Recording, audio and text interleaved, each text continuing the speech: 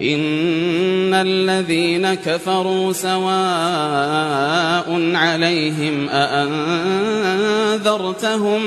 أأنذرتهم أم لم تنذرهم لا يؤمنون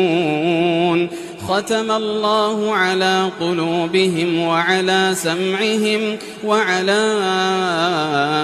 أبصارهم غشاوة ولهم عذاب عظيم ومن الناس من يقول آمنا بالله وباليوم الآخر وما هم بمؤمنين يخادعون الله والذين آمنوا وما يخدعون إلا أنفسهم وما يشعرون